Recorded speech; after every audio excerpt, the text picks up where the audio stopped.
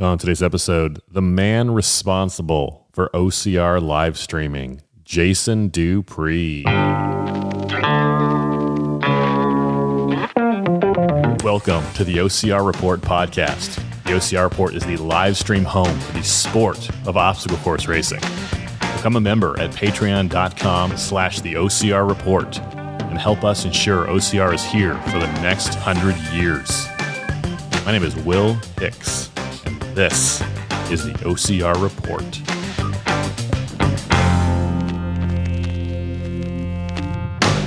Welcome back to the OCR Report podcast. My name is Will Hicks. Thank you for listening. You are listening to part of 30 podcasts half September. 30 podcasts in the month of September, one per day. This is the OCR Report. Other podcasts you can listen to include World's Toughest Podcast, Obstacle Running Adventures, OCR Talk, Fran and Carlo Get OCR Adjacent, Nitty Gritty Training, Strength and Speed with Evan Perperis, and Travels with Jack Goris. Today is actually day 29 of 30. Tomorrow is the last day with Mike and Caitlin in Obstacle Running Adventures. So it's been a journey. It's been very exciting. One podcast today, a couple of times. We got kind of close to midnight before the new episode came out, but literally every single day for the month of September, a new podcast. Very exciting. It was fun to do this with you guys. I hope you enjoyed it as well. And I hope you are subscribed to all those other podcasts. Obstacle Running Adventures, World's Toughest Podcast, OCR Talk, Fran and Carlo, Nitty Gritty Training, Strength and Speed, and Travels with Jack Goris. There will be links in the show notes to all those podcasts. And there's a Spotify playlist with all 30 episodes from, 29 so far episodes. You can just listen to them, bam, bam, bam, for all your long road trip needs. Today in our show, Jason Dupree. Jason is the man behind OCR live streaming today. If you enjoy watching races, youtube.com/the OCR Report. Jason Dupree is the man you have to thank for that. He's also the host of OCR Talk. We talk about that. We talk about live streaming, obviously, and we talk about what makes a sport. And Jason and I see eye to eye on a lot of stuff. We are pretty much simpatico. How do you say that word? On, I'd say 95% of stuff, especially with OCR. But man, we do not agree on this. What makes a sport a sport? I think lots of things are games or recreations or activities you do with friends. And he thinks some of them are sports. And so we talk about it. It's fun. We disagree, but whatever. Before we talk to Jason, let's read some iTunes reviews. 5 stars. 5 stars. 5 stars. 5 stars. 5 stars. 5 stars. 5 stars. 5 stars. If you have enjoyed the 30 podcasts, half September, would you do me a kindness? Could you go to the 8 podcasts and leave a review? What? 8 podcasts? I don't want to leave one. What? 50 miles? I don't even like driving that far. I know, but the men and women that make those podcasts would covet your reviews. They would be grateful for it. There is a link in our show notes for each of the podcasts. You can find them on Apple Podcasts. Just open the purple podcast app on your iPhone or iOS device. Search for the name of each podcast. And again, they're all the names, 8 names are in the show notes. Then scroll down, click write a review, and you can do it. If you want to leave a review for this podcast, you can go to a website, lovethepodcast.com/OCR for a little shortcut.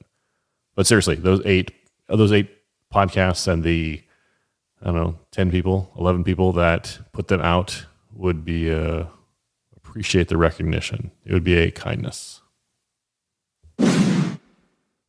I did not give my email address. It's will@theocrreport.com. I'd love to hear from you if you have something you'd like to share. Hey, here's some news. If you want to buy a Spartan race, use the discount code OCR Report 20 to save 20% off.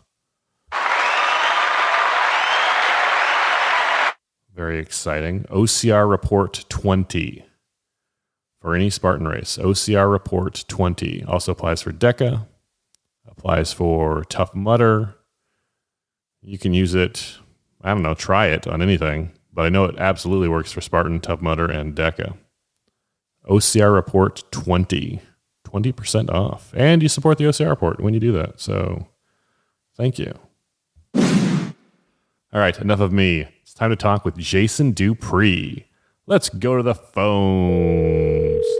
Jason Dupree is the host of OCR Talk and the director of video for the OCR Report. Very excited to talk with Jason Dupree. Hey, Jason. Hey, Will. Thanks for having me. Jason, it's my pleasure. You and I work together. We talk offline all the time, but it's fun to get you on the podcast and talk about what you're doing and what the live video status is, or race streaming for the OCR Report. What's going on? Talk about how many race brands do we live stream? Do we stream races for now? Well, first I want to say I am kind of curious, how many people find this kind of stuff interesting. Like the OCR Talk episodes, there's maybe like 50 people listen per episode, which is cool. And I find it important to help people understand what it takes, because just like putting on races, people, they've had podcast episodes of like David Main Prize talk about what it takes to put on Conquer the Gauntlet, and hearing that helps people to have empathy whenever they, instead of getting upset about stupid stuff. So, understanding what it actually takes and what goes into it, I think helps. So just more education is always good. So I'm happy. Like when I were Bracken and Kirk had me on their podcast, that was really cool. So this is cool and exciting. But anyway, that was not the question. No, it's all right. We'll talk about it. Your podcast, OCR Talk. You either right before or right after a race, you record yourself talking about the race and like what went into the production, how many rabbits we had. Here is what the plan was. Here's how it speed bumps that happened. Here's things that went wrong, and here's how we fix those obstacles. If someone is interested in kind of the inside baseball, or like what goes on behind the scenes of our race streaming, your show is the best place to listen to. Yeah, we started OCR Talk, me and Anna Landry, back in, I think it was early 2018, like the very beginning of 2018, and it was just kind of like Obstacle Run Adventures, but more central and south focused, whereas they were in the Northeast. And we didn't do interviews with people either. We, kind of changed that up as well. But after, I don't remember how long we went. It must have been maybe up through COVID, I think, as we were still doing episodes. And then sometime after that is whenever I, said, okay, I'm going to stop doing the podcast so that I can focus on the live streaming stuff. But as time went on, it was still like, man, I still want a podcast. So I figured out a way to do it quicker and easier, because I was one of those people that was like, I'm going to edit the tar out of my episode and it's going to sound so good. And then I, come to realize how much time that takes. And I was like, I can't do that. It's too much time. So with these, yeah, I typically after, but I've recently done a couple before. I set my phone in a mount in the car so that when I'm taking that long ride back from the venue to the airport, usually, typically there's at least 30 minutes, maybe an hour or more of time to go over everything. So it's a good chance for me personally to talk things out, go through things that I would normally say in my head, but you speak it and it's more clear to you. And as with teaching, if I'm explaining something to somebody else, I'm learning better myself. When you teach, you actually teaching is the best way to learn. So typically I'll have that mounted, and I did it like that so that people, if they decide to watch the video, you get something besides just my voice. You get out the window. And I'm actually curious, like, what's better? Would people rather not see my face at all and just have me point the camera out the front of the window? Because then you would be able to see more. Give you a Seymour environment. If add some feedback on that, I could change it up. People have said we don't want to see. No, I'm saying if they did, I'd be curious if people would prefer that. I think, I mean, there's lots of studies on like YouTube thumbnails. Like if you have a person's head in it, it's way more likely to be clicked. Kind of that's why you always have those like goofy reaction shots or people like with their mouth agape, like, oh my gosh, I can't believe this hamburger is better than that hamburger. Like, and there's lots of scenery. Like scenery is beautiful, but it's not rare. I don't know. My thing, I listen to it on audio, and multiple times now I've been listening, and you're like, oh, I just need to adjust the camera here while I'm driving in this mountain. I'm like, Jason, like like there was one time, 2 or 3 times in like 5 minutes, I thought you were going to die. Now, obviously you didn't because you uploaded the episode afterwards. Yeah. And I see you in like the group chats, but while I'm like out on a run listening, I'm like, oh my gosh, am I going to hear someone die? Well, the time that I did that was because that's what it was. I was like starting to be like, should I show more than just my face? Because it really was a beautiful place that I was driving through. And that's why I did that. Yes, not something I should have done, but that was the reason why. I don't typically do that. I typically just set it and leave it. So let's talk about the races. What races are we doing these days? So this year we did pretty much every race. That's not true, but Spartan, we've done all 3 races in the U.S., Canadian, and Mexico series. So that's 9 races right there. And then the Pan Am Champs that just happened. And we did, DECA had 8 or 9 races this year, and we did the first 4, I believe, first 4 or 5. Now, on top of that, we also did a couple of extras that I didn't personally go to, where we had either Dave or Xander doing like a one-man camera show. And I think people appreciate having that as opposed to nothing. Those shows are great. Those guys do awesome. So if we can't be there and have multiple camera switches, I think people are into that as well. Because if there is nothing else, people are going to if there's a Instagram live feed, people are going to watch it, So DECA Savage series just started up. And they've got 3 races. So doing those 3, we've done, and we're going to do 2, what we're calling local race showcase, where we did Warex and then Midwest OCRs coming up. And I think earlier in the year, it was nothing but Spartan and DECA, unless I'm forgetting something. Oh, I did. We did go to Tough Mudder that one day and just put cameras at an obstacle for them. That was kind of cool. And then, coming up is OCRWC, the 3 days of that, and the weekend after. And actually, I'm hoping to talk to Ian Hosick in a little bit or later today about this, but hoping to go to USA OCR National Championships. That's coming up as well. It's actually the weekend after OCRWC, which is crazy. And then World's Toughest Mudder, which is 26 and a half hours. Yeah, 27 and a half hours, including the pre and post show. And what's after? Oh, DECA World Championships. So that's the list of this year. It's a lot. It's a busy year. That's 20 something races, 20 something days of race coverage when you get down to it. I was looking at the list. Yeah.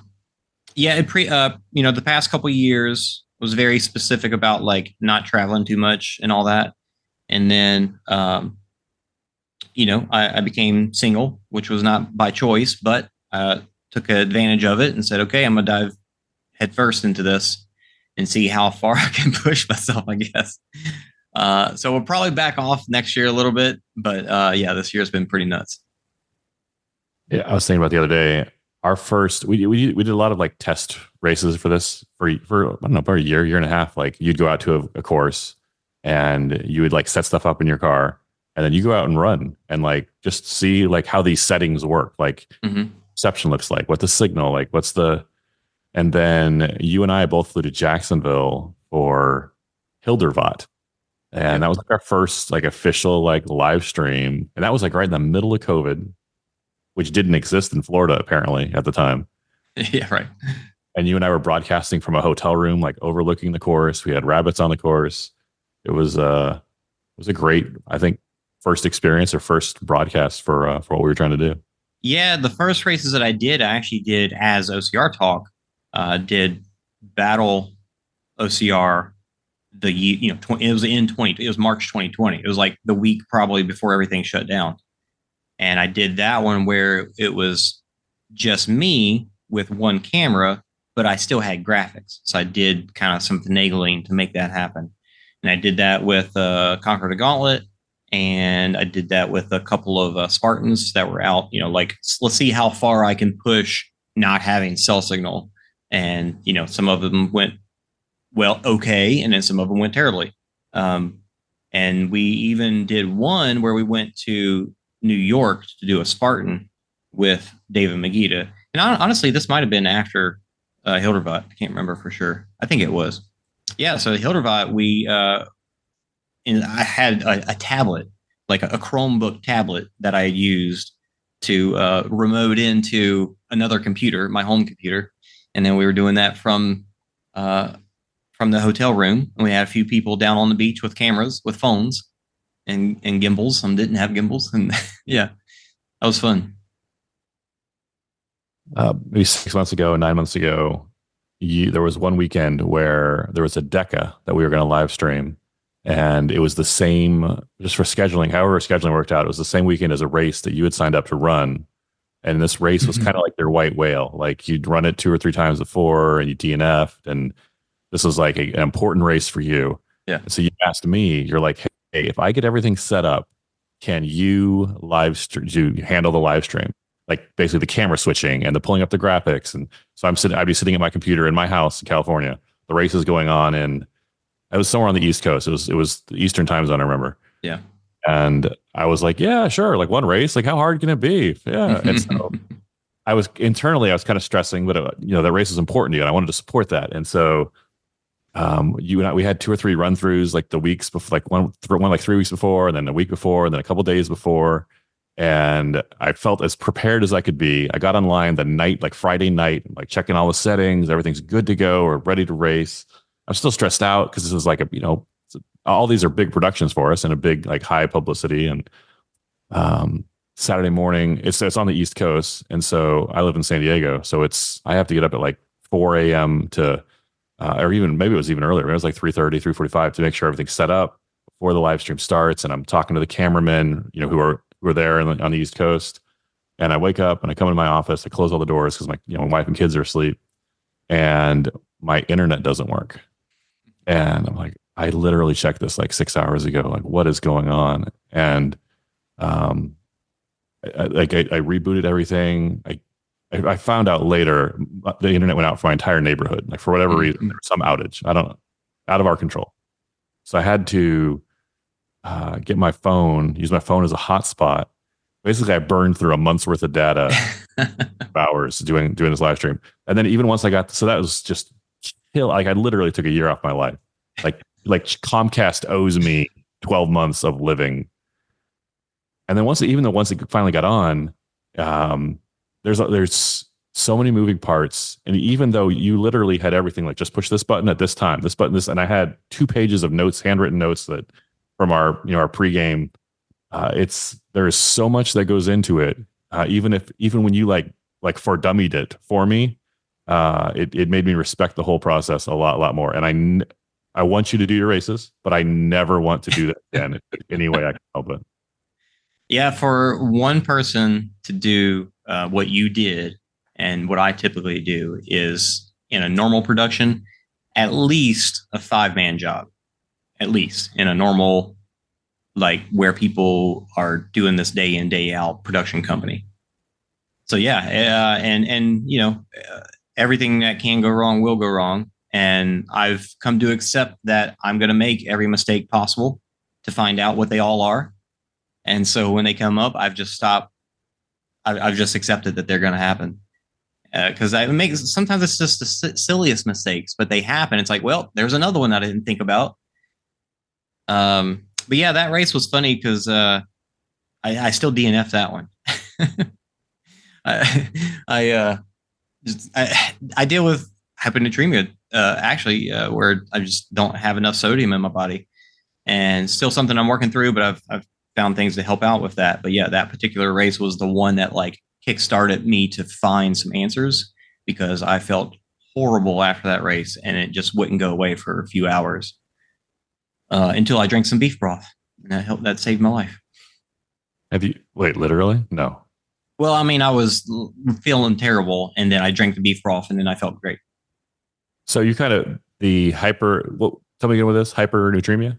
Hyponatremia, which is where your cells want a balance of water and sodium in them. And if you think about how osmosis works, if you've got too much of one, it's going to try and balance out. So whenever you've got too much water, then it'll pull in more sodium to balance it out. And then if you got too much sodium, it'll pull in more water. So in my case, I get to where I don't have enough sodium. So there's all this water in the blood cell or in the cells, but it doesn't get used because the sodium's not getting in there to use it, because there's not enough sodium to go. So I'll be drinking water. I'll be drinking a ton of water, and I'll just get bloated because it never goes anywhere. Have you ever, this is one of my worst OCR experiences ever. Have you ever been like where you're drinking and you drink the water and you can literally just hear it sloshing around in your stomach? Like I don't know where it's supposed to go. Basically, it goes through your stomach, but it's not doing what it's supposed to do. And like you're running and you can literally hear it sloshing around inside your body. You feel it. Yeah, it's weird. It's like, is my stomach just empty and I've got just the right amount of water in there that there's room for it to slosh? Like, why does that happen? I don't know. But it's like literally like I can't hear that. It didn't come across, but yeah, he's shaking a water bottle. You can hear it sloshing around in your body. Anyway, I don't know what that's a good noise cancellation, Mike. Yeah, it'll it softens the P's, the pops. Yeah, and the water ball is sloshing apparently. I don't think it's designed for that, but well, I'm glad. But you've kind of found a solution for that, right? You kind of I still deal with it, but I can handle it better because I take in a lot more sodium. But I still have to take a lot, and I think there's still more to it that I don't know, that I should go, continue seeing doctors. Now that I understand it better, I should go see different doctors so that I can help them to, find the actual solution instead of just being like, I don't know what's wrong. Help me. It's not something simple like drink pickle juice or salt tabs or something. No, because I actually take, I've actually stopped drinking as much like liquid IV or Element, like hydration powders. They have a lot of sugar in them. So I still use them sometimes, but typically I get bottles of salt pills, and I take like 4 at a time. And one of the biggest things that I've noticed is like, even if I just go do a workout or like a 50-minute run, even a 30-minute run, if I don't take anything, I will have a headache. The severity of it differs, but I will get a headache afterwards. But if I take 4 before, then I'm good. I might take a few later in the day, but for the most part, I'm good for that kind of period of time. Now, when it comes to the ultra stuff, I got to just keep on taking it. Like I usually take it like either every half hour or every hour. I think I'm still like, when it's hot enough, I don't think it matters. I don't think it matters how much I take, because when I sweat, just so much sodium comes out of my body. This is the part of the show where I say this is not medical advice. Neither of us are doctors. Jason's talking about his personal experience. If you have a problem with hypernatremia or anything, go see your doctor. This is not medical advice. Do not start just popping anything because you're like, that's. But it is amazing how many people, because I used to talk about this a lot on OCR Talk, and how many people would respond and be like, I've had that symptom, like feeling like your ears are stopped up, or getting nauseous, or feeling bloated, like all the different symptoms that I recognize now as being what it is, as opposed to when back then I was like, I don't know what this is. I don't know why this happens. But there was a lot of people that responded to that, and it was like, hey, I've dealt with that. I'm trying to figure it out too. So my treatment, sodium is something to try, but it's not necessarily the answer. My treatment for the sloshy tummy sloshy water in the tummy is have a terrible finish time and then throw up on the way to your car. I literally, so this is that course I was at. It was one of the ones where you park in a parking lot and then they bus you to the festival area. Oh, that's cool. I didn't know that. Yeah, so it was a one-way trip. Yeah, it's like no. Like the races, like there's a festival area and then there's a race, but like to get to and from the parking lot. Oh, I got you. They had buses, and I felt so bad after the race. Like I like hang out and I'll shop the merch tent, and I was just like, I need to leave. I'm going to die. This is terrible. So I'm in line for the bus, and I get to the front of the bus, and I'm walking on the bus. And usually when I go, if I'm in a situation where I'm leaving my car, you bring your driver's license, right? And you bring, maybe one credit card, maybe a little cash in case you're going to buy something. I think I had $10. And I'm getting on the bus, and I asked the bus driver. The bus driver has a little like office trash can, like the small ones. And I'm literally feel like I'm going to die. And I tell the bus driver, I'm like, hey, can I buy that trash can off you? Because this it's like a 20-minute bus ride. Like I don't want to throw up all over this bus floor. And he's like, it's not his trash can. He doesn't care. He's like, yeah, sure. So I give him $10 and I take the trash can. I'm sitting like 4 rows back, and I don't throw up in the bus. So I just leave the guy the trash can, leave him my $10, walk into my car. And it's like, I don't know, 200 feet, 300 feet to my car. And about halfway there, I can feel it coming, and I just kind of like get off to this, because there's like a path of people walking to and from the buses, cars. I kind of get off like 10 feet, and it's just on my hands and knees, just letting it's just all that water's coming back up. And all these other people who are on the bus behind me are walking past me, and they're like, are you okay? I'm clearly not. Like, should we call somebody? There's no medical out there. The medical's all on the course, right? The medical's at the festival area. I'm like, no, I'm fine. I'm like, I'm going to die in a parking lot next to a Spartan race. This is terrible. So I finally like finish, and I get in my car, and I'm driving home, call my wife. I'm like, oh, I don't feel good. And while I'm talking to her, I'm like, I got to pull over. And I pull over, get off to the side of the road again. All that sloshy water. There's still some in there. Not anymore. Terrible experience. And usually when that happens, when you throw up, usually you feel better afterwards. I didn't feel better. I felt like beat up. I felt spent. Anyway. Yeah. Highly do not recommend. Right. And it wasn't, the reason you threw up probably wasn't just because your stomach didn't like what was in there. It was something else that's going on with your body. And it was just trying to do everything it could to fix it. Yeah. I had one time where I did it's like overnight, middle of the summer, overnight. So it's still 80 degrees race. And I did the 3 hour, and I finished, and I actually I feel like I got first or second. I think I got first because there's only like 2 or 3 people. But anyway, I finished, and I was feeling bad, and I drank just to try anything. I had some formaldehyde with me, and I was like, this has got stuff in it. Maybe it'll help me. So I drank some, and it didn't help. I was feeling bad, I was nauseous the whole way home. I got home and threw up in the toilet, and it was all red. And I believe my wife at the time saw that and was like, obviously very worried about me. I was like, no, it's just formaldehyde. That's one thing about throwing up outside is, you don't care about making a mess. You're in the forest. Like, go for it. Go to town. Just shake your head while you're doing it. Like, let your hair wave in the breeze. And when you're in your house, you're like, I don't want to make a mess. Like, I got to clean this up after. It's kind of weird. You're like hanging on to it. Now that I think about it, I would actually outside far better than inside. And I really struggle with throwing up. I hate it. I hate the way it feels. So I fight it. And I wish that I could just let it happen. I've never been able, as much as I've tried to just let it happen, I've never been able to do it. I've never just been able to like, oh, I'm so sick, I need to throw up. Let me go throw up and just happen. I fight it, and my body fights it. Even when I want to, I'm like, I just want to get this over with. I still can't make it happen. Totally agree. It's the worst feeling. Now that I think about it, next time I feel like that, I'm going to go outside. I'm going to go out on a run, just get away from my house. I don't want to like leave it around my backyard, but anyway. I even tried doing cartwheels one time just to see if I could like shake it out of me, and it still didn't work. Shocked that didn't help.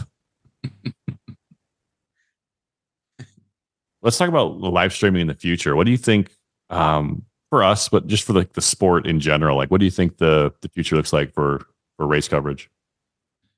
I know we talk about this a lot, and we hope that we can sustain what we're doing right now indefinitely. But obviously, we want it to be even better. We want the picture to be clearer. We want to have a bigger team so that everybody can do their jobs instead of one person doing all the jobs. And we want rabbits to be trained and people that are doing it constantly, so that they're used to working a gimbal and running with a gimbal and all those things.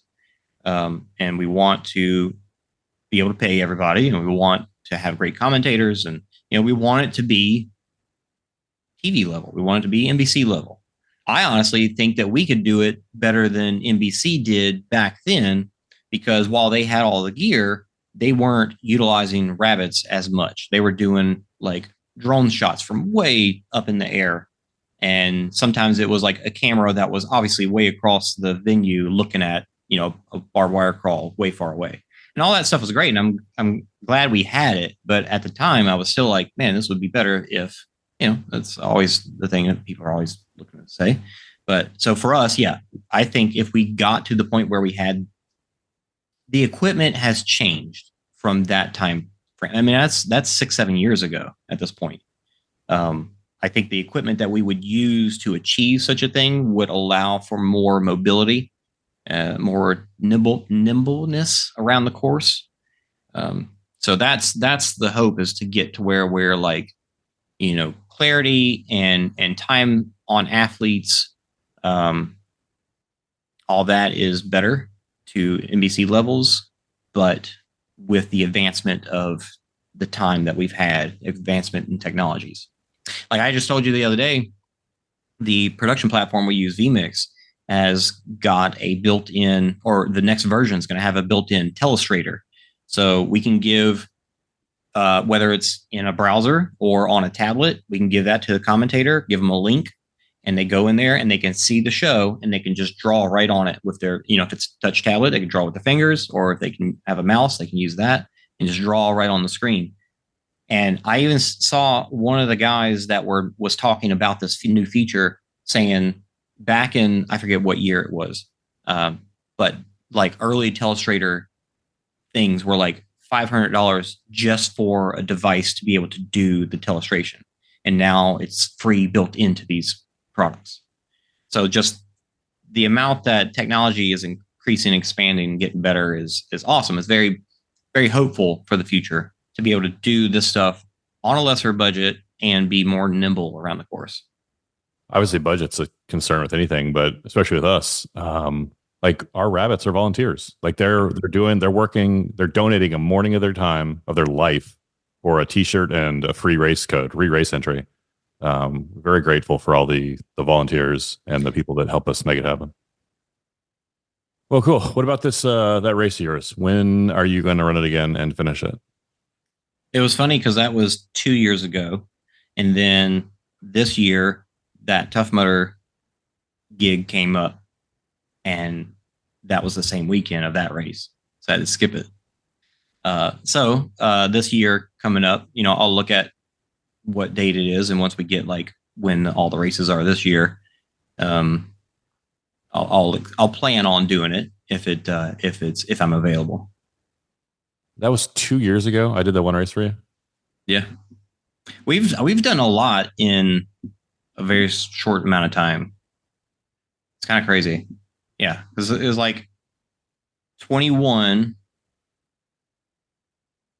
I'd have to go back and look, but I know we did a few things in 20. Well, 21 was Hildervat. Yeah, there weren't a lot of races even. Yeah, till the end of 21, really. Right, and 22 was, we probably didn't do the first big stream. I think it was Spartan, Utah, until like mid-year or maybe even later in the year. And then 23 was a fairly full schedule. And then obviously this year was very full schedule. But yeah. It was funny because, me and you have both run World's Toughest many times. And we still want to run it, obviously. But in 2021, we had a dinner with Kyle McLaughlin, and we proposed that we did the coverage. We were like, we've been getting into this. We're getting good at it.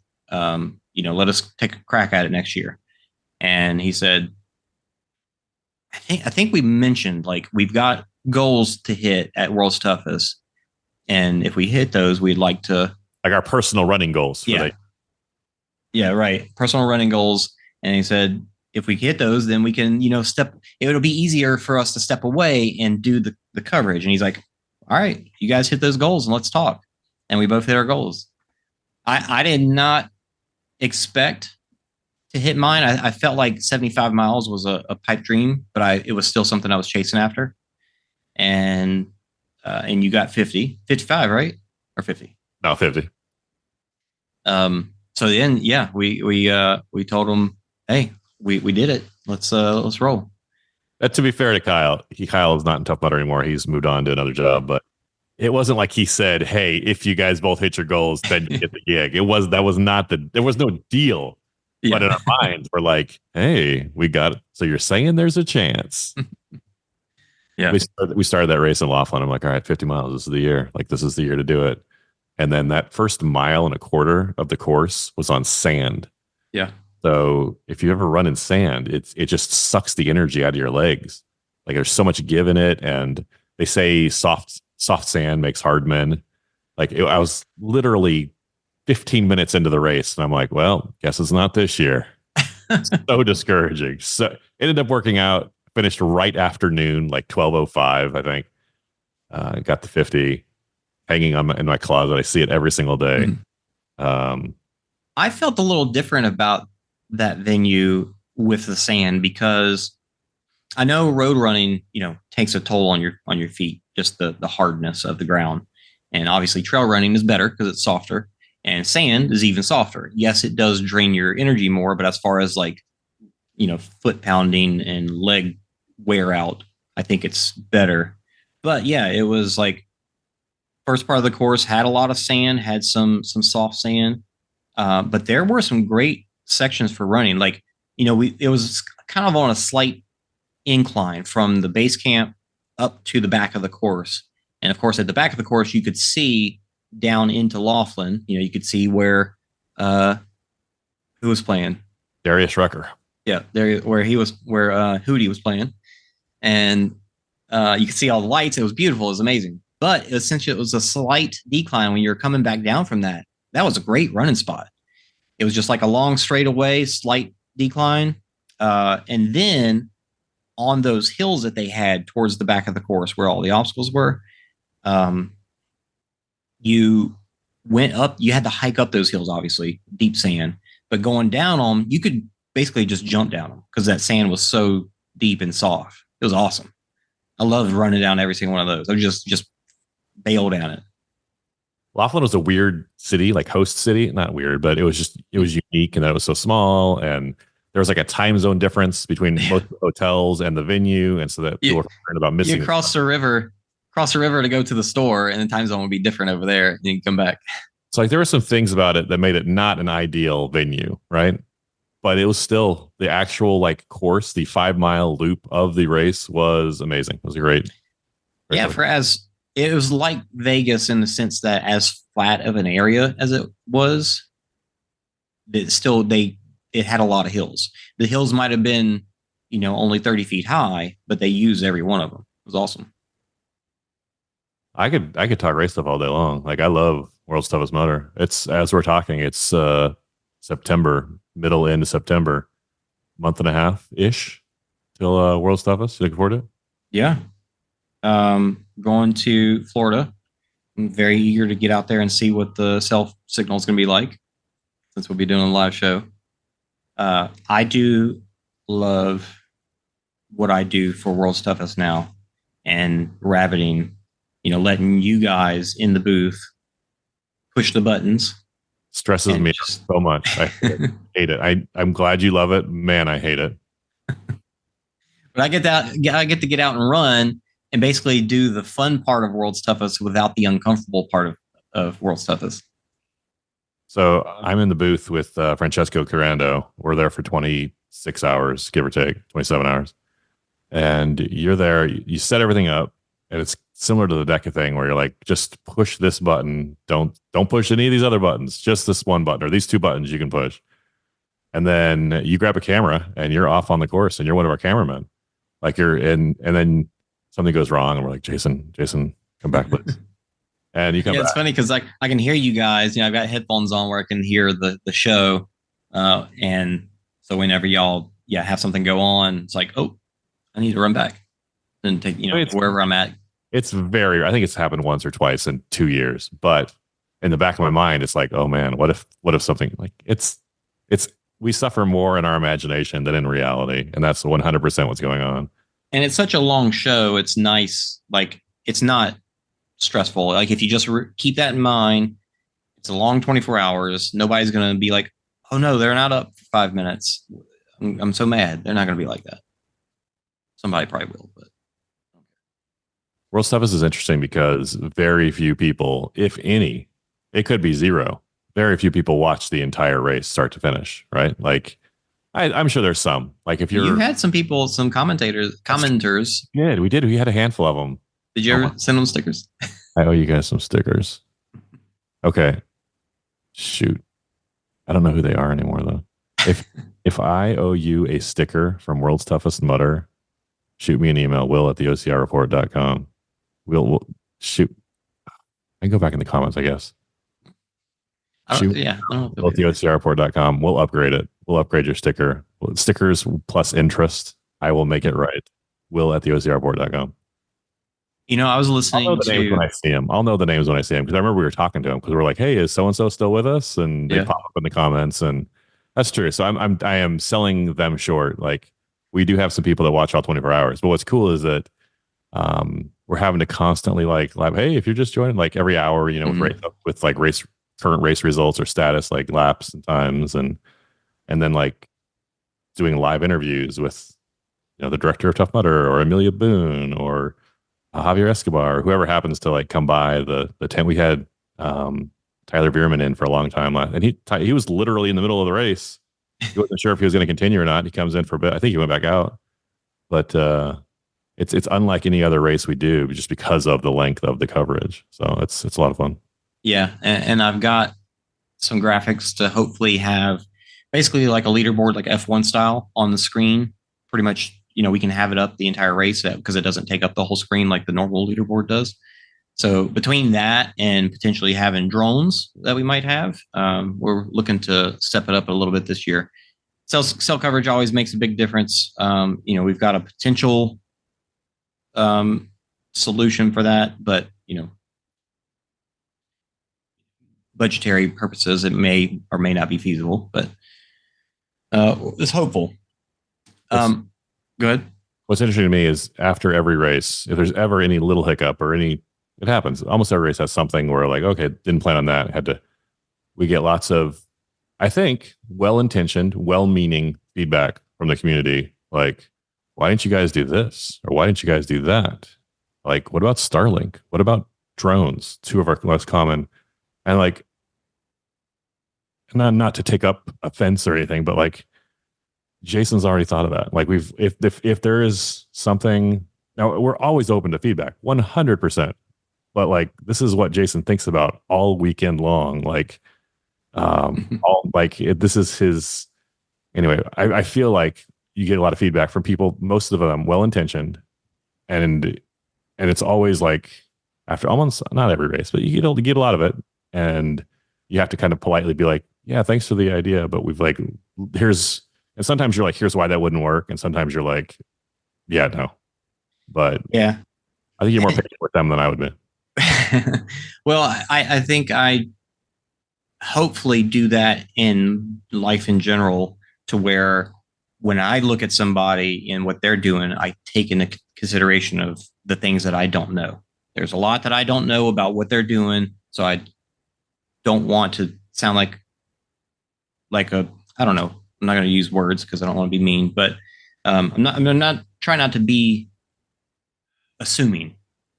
And so I hope that people can try to do the same with us. Like, yes, we absolutely want feedback. But there is a good chance if you're just suggesting, hey, how about you try this? There's a good chance I probably have already thought it through or tried it and have reasons why it doesn't work out. And sometimes it's like, yes, this would work if you had the money or if you had a certain device or, that kind of stuff. So, yes, we do work through all those possibilities. There are times when we're on the side of a mountain where there's literally no way to get a signal. Like, doesn't matter how much money you could throw at the problem. Like, you're not going to get a signal on the side of this mountain. So I don't care how many satellites you have. I don't care how many drones you have. I don't care how much 5G, 6G, 7G you have. You're not getting a signal on the side of this mountain unless you like physically run cable, miles up a hill. In reality, satellite, as long as you got clear sky, can get you signal. And Starlink is going to start putting to where cell phones can receive the satellite signal. It's cloudy that day, though. Uh-oh. Cloudy doesn't really affect them. It's raining. And rain might? I don't know. I'm just saying there are times. No, there are times. But there is sometimes it's very expensive, but there are solutions to every problem. But you just got to find them and have the money to be able to do it. Patreon.com/the OCR report. Pay for the cloudy weather satellite system for Jason. But yeah, don't hesitate to give feedback. Just be kind with it. That's all. Do you want to tell them where they can submit feedback? Yeah, absolutely. You can email me at jason@theocrreport.com. Send me a DM on Instagram or the OCR Report account. Any of those places. Comment on a video. Those comments actually help, with getting our videos more visible to other people. So that's good. Just don't be ugly in the comments because then that won't help. Because then people will see that and be like, oh, this is trash. These people hate it. I'm going to leave. Here's my thing about ugly comments. I 100% am a 100% free speech guy. 100%. I think it's very important. And I say that. And at the exact same time, I have try to keep a PG rated podcast. Talked a lot about throwing up today. Sorry. And at the same time, like if someone's being nasty and mean, I'm like, you know what? I 100% believe in free speech, but I don't want, and the way I think about it is like, if I had someone over to my house and they're being nasty and ugly, okay, I think I'm going to politely ask you to leave. This is my house. My wife and kids live here with me. And that's just not appropriate conversation. Like you're being rude. And I feel the same way about like our Instagram page, like say whatever you want, but let's say it kind. You can say, I tell my kids this the same all the time. You can say literally whatever you want, but you can convey that information in a kind way, in a respectful way. Oh, you don't like the dinner that your mom cooked for like 2 hours for you. Okay, well, let's not be ugly when we offer our feed. First of all, I doubt mom's looking for feedback on her. Save it. But if you have to say something, the way you say it is going to determine whether you go to bed, without your devices or whether like it's honestly, it's not, sometimes it's not what they say, what people say. It's how people say it. And like, we're all people, like there's people on the other side of that screen. Like, okay, let's just have a hypothetical where a month from now we have race coverage for whatever World Stuff is Mutter. I do a terrible job. I'm a terrible commentator, let's say. And people want to let me know about it. Okay, cool. Maybe I shouldn't do it again next year. All right. Like, I'm not married to that position. Like, but you don't got to be ugly. Like, just say it. Like, hey, like, there's ways to say it without being mean that's going to make a person, like a real life person on the other side, This goes for communication with anybody, anywhere. But in our realm of what we're talking about, a lot of people have a lot of feedback, for us. And even more people have a lot of feedback for like Spartan. So when you give that feedback, if you want that feedback to be heard, be considerate about how you say it. Because if you say it in a nasty way, then nobody's going to care. If you say it in an informed and understanding way, people are way more likely to listen. That's such a good point. When I can physically hear people rolling their eyes at me right now. I can hear it. I can hear it through your car radio, through your Bose headphones, through your Apple. I can hear you rolling your eyes. It's okay. When something is wrong and you want it to be changed and you're going to offer feedback, you need to ask yourself, like, do I want this thing to be changed, or do I want everybody to know how I feel about what happened? Because if you just want everyone to know, like, hey, man, I've got an opinion and I'm going to share it. Like, my opinion is important to the world and the world needs to know. Or you're like, hey, this is something that could be better and I would like this to be better. It'd be better for all of us if this thing was better. Like the people who are receiving the feedback, if they can tell like where the heart is behind the comment, right? You can tell. And if it's someone who's like just constantly complaining or constantly criticizing, like, the feedback is not going to be received. It's not going to be, even if the feedback is accurate, it's going to be ignored. It's going to be ignored because of the way it was communicated. Like, if you want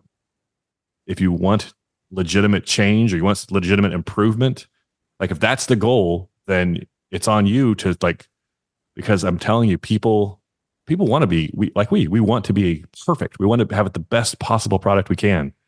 But man, it's tough sometimes it's tough to hear what they're saying because of the way they're saying it. And like, I want to hear you. I do. I want to make everything better. You probably have good ideas. You probably have good feedback.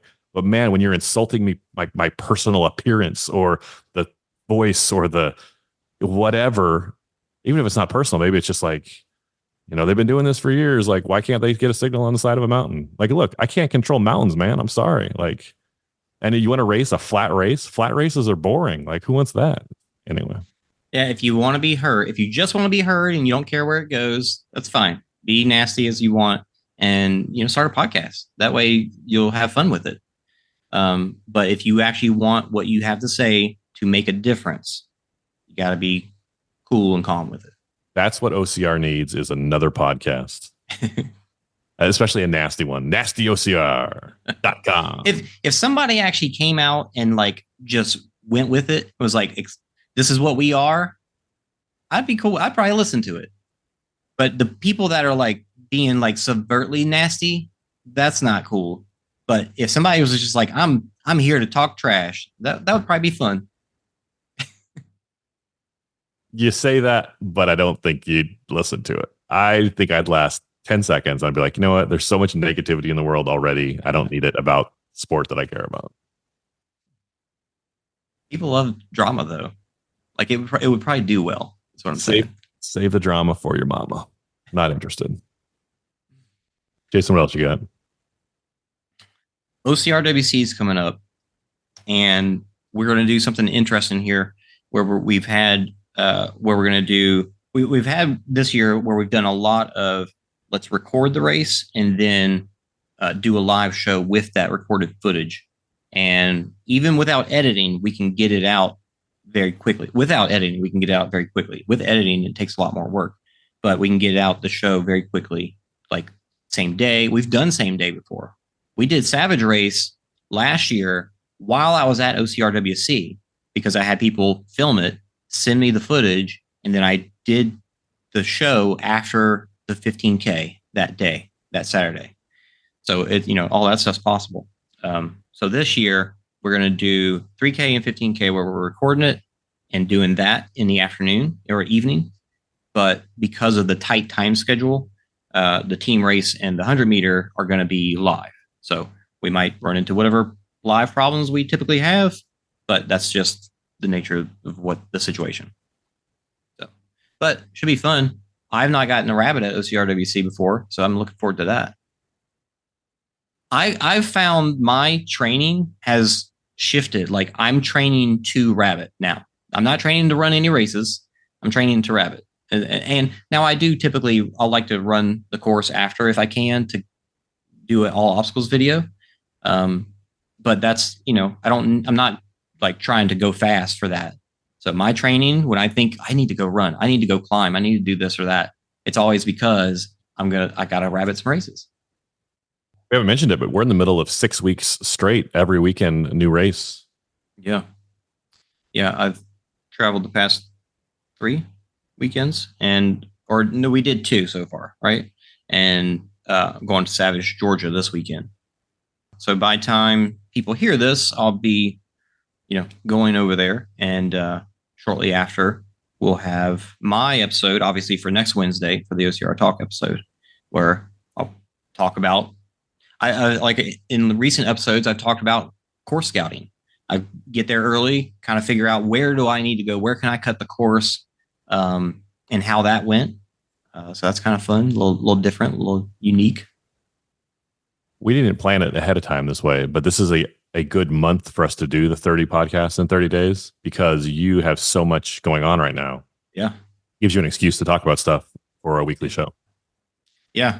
Yeah. I would have had, like, if you said, hey, can you do an OCR Talk episode for 4 weeks in a row? I would have been like, okay, I can do that. I don't know what I'll talk about specifically, but with this is like, oh, perfect. I'm going to be traveling anyway. So on those rides back.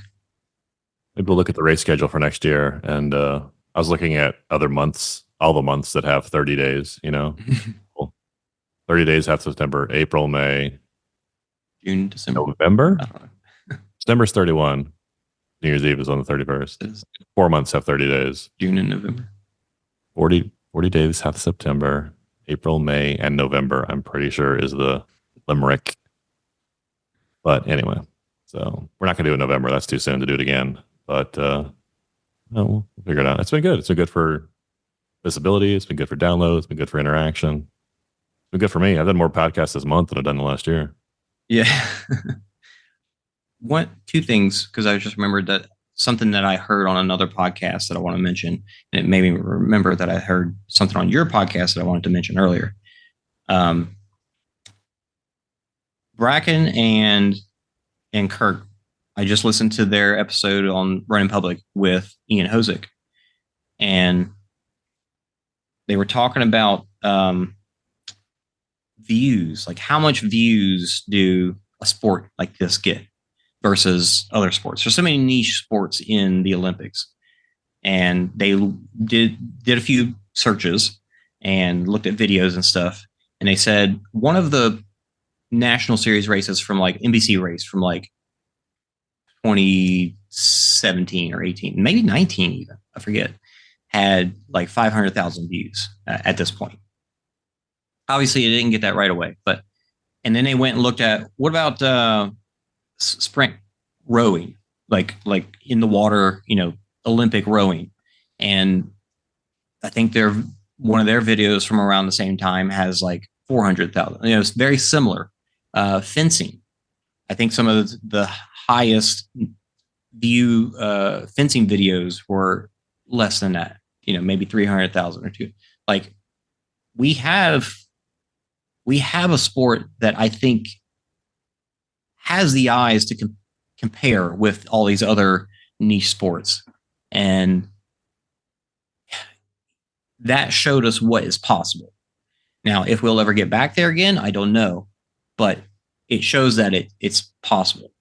And it's probably possible to surpass that because more time could pass too.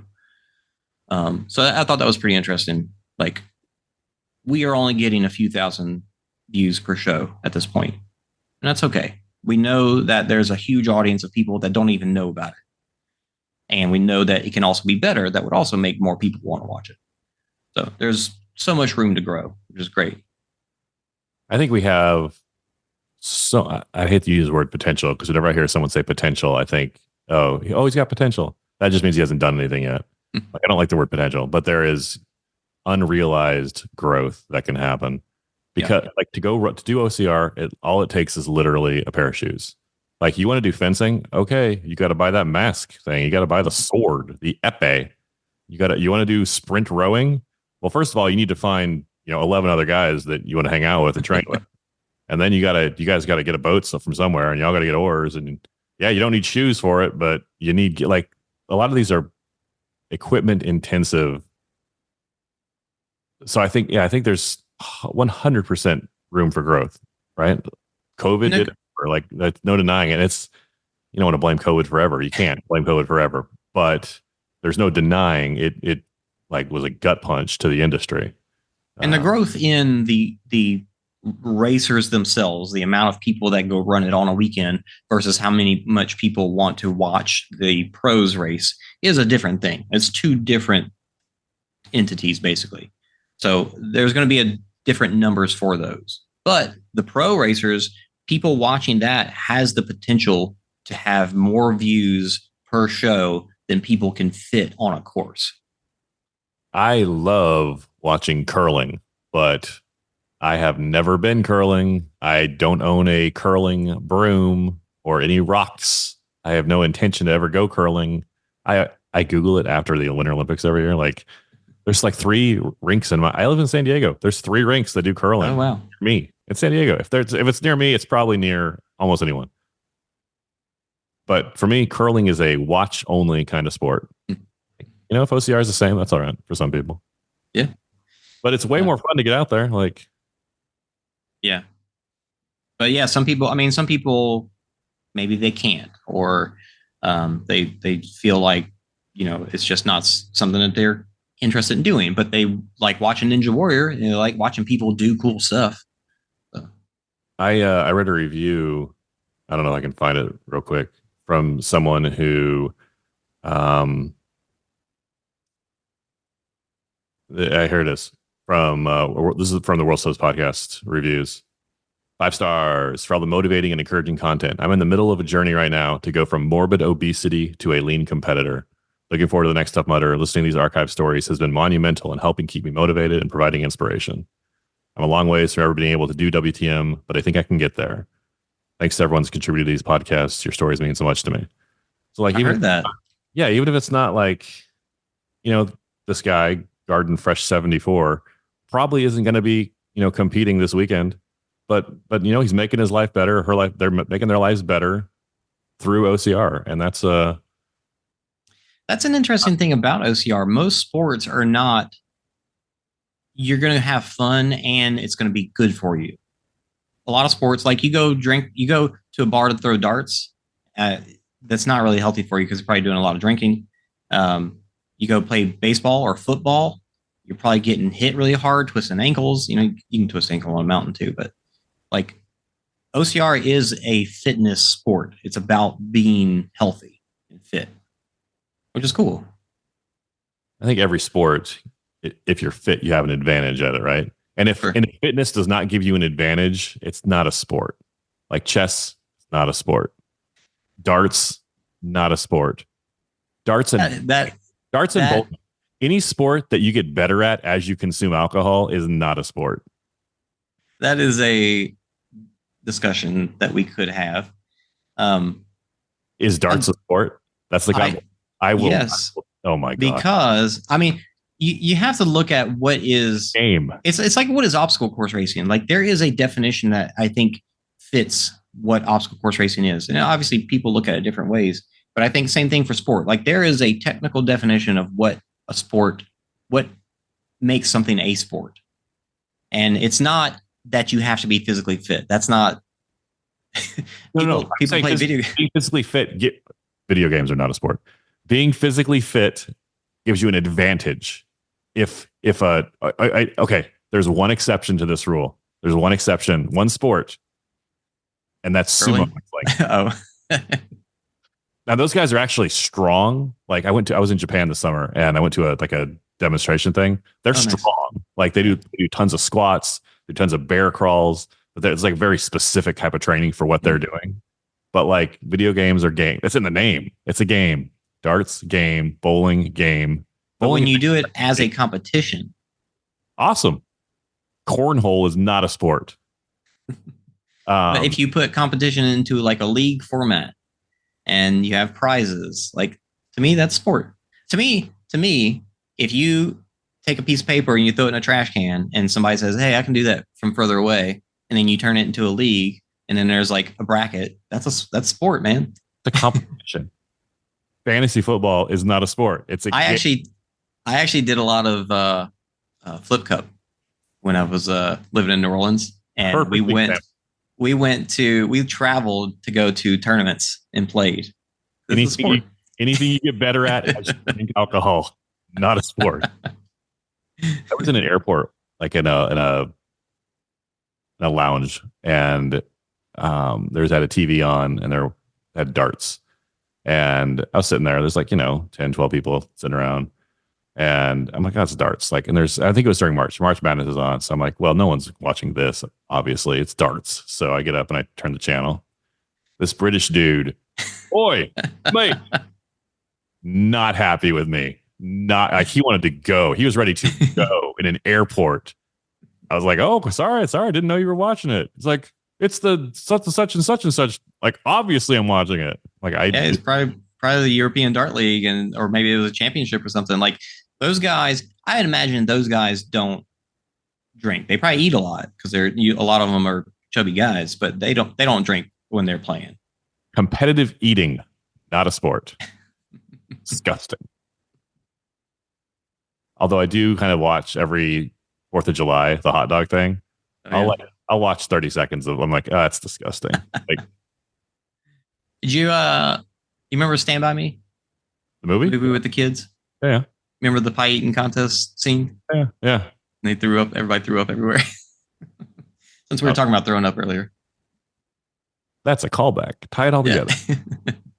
So the other thing I wanted to mention is I was listening to you and Carlo talk on the World's Toughest Podcast bar crawl episode from last year.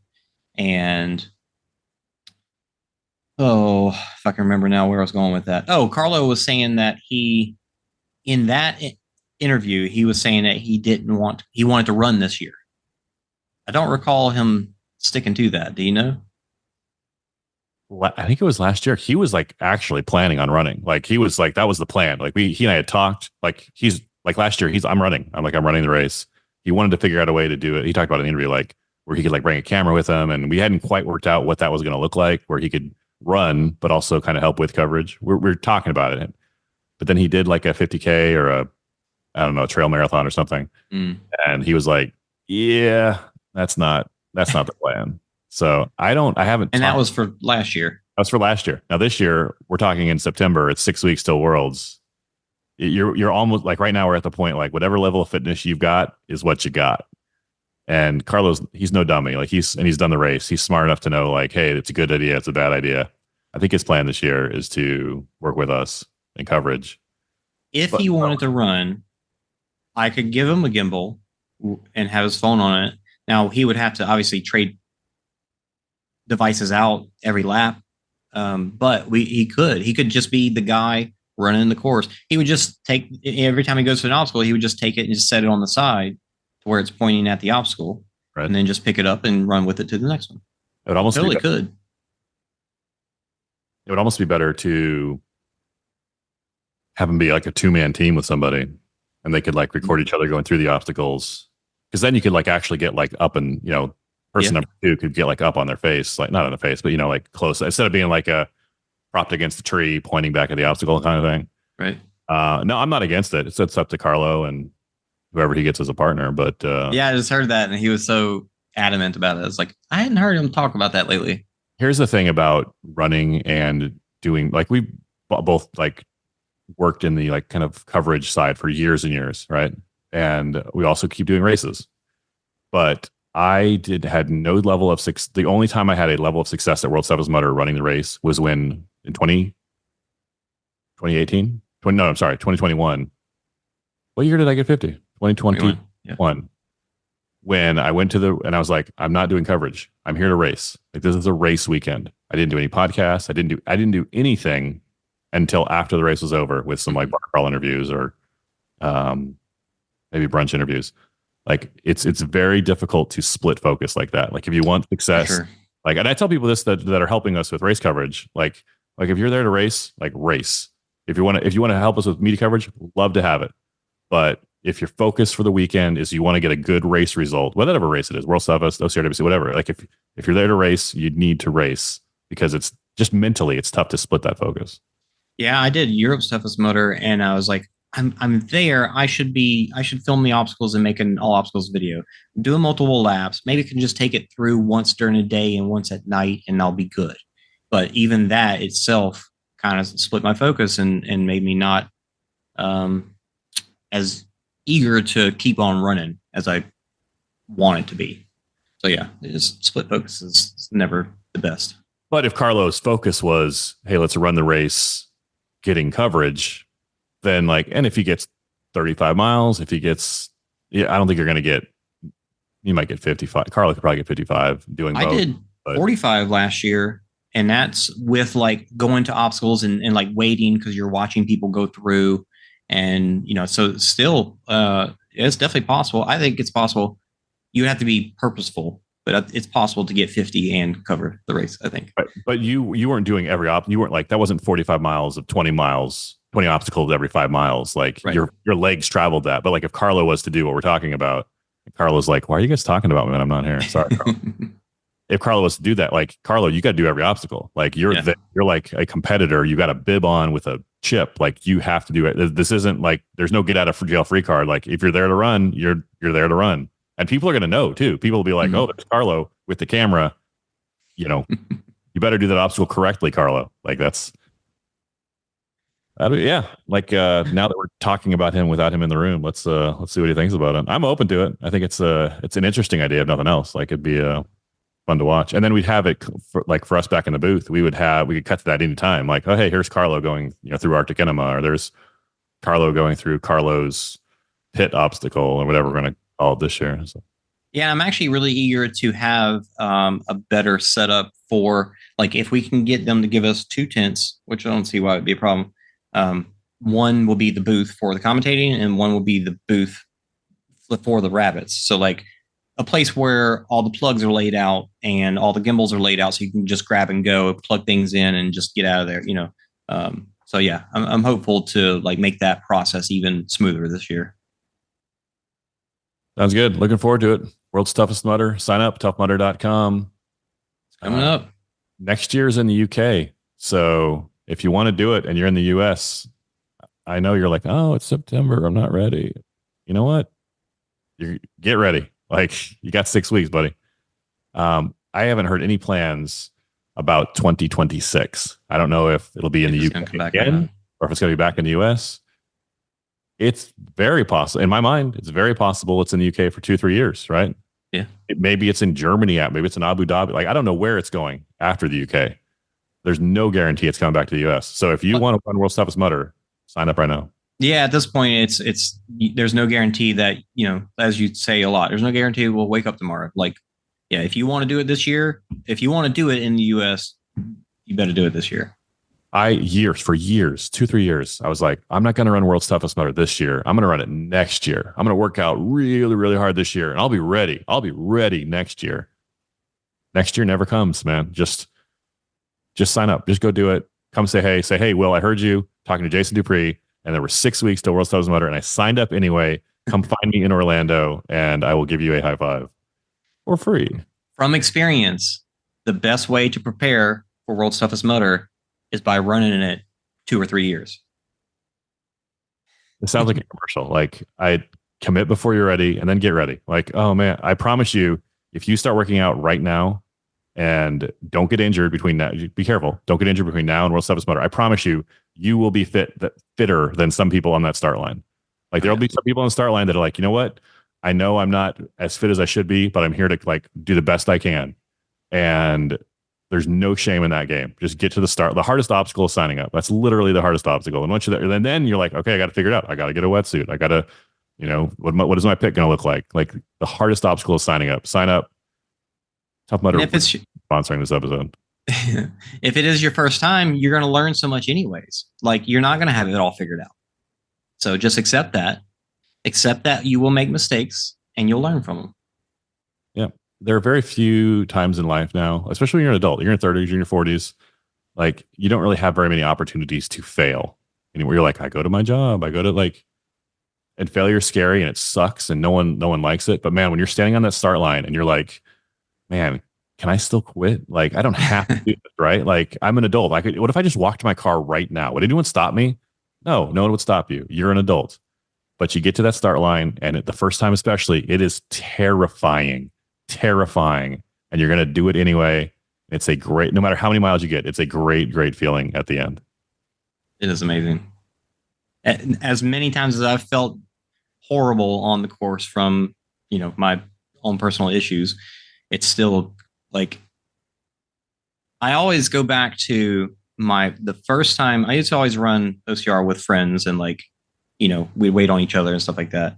And then I ran Tahoe World Championships, Spartan World Championships in 2014. And we ran open. So we were running at like 1:00, and we ran with some friends. It was actually Sid Morris, Battle OCR. Like he was one of the guys that was there. And we were waiting for people, so it took us longer. And then by the time we got to the top of the mountain, it hailed on us, and it was so cold, and they were shutting down obstacles, and it was just nuts, and it was just horrible. And then the next day, driving home, it was like, all I want right now is to be on that mountain again. And ever since then, like that's carried with me for so long. It's like I get into these dark places, but at the end of the day, I just want to keep doing it. It's so freaking weird, but it's amazing. Why we do it? That's why we do it. Yep. Jason, any last thoughts before we wrap up? I think that's good. Jason Dupree, host of OCR Talk. Find on your local podcast. Go to youtube.com/the OCR Report to watch our live stream coverage. Our next race is Savage, Georgia. Savage, Georgia this weekend. Watch it, comment, like, and subscribe, as the kids say. J Dupree OCR _OCR _OCR on Instagram. Jason Dupree, thanks much. Thanks, Will. 30 podcasts, half September, wrapping up tomorrow. Leave a review. Use the discount code OCR Report 20. Save 20% off your Spartan race, Deca, or Tough Mudder. We'll have more podcasts next week, just not every day. I will talk with you soon. Go spend time with someone you love.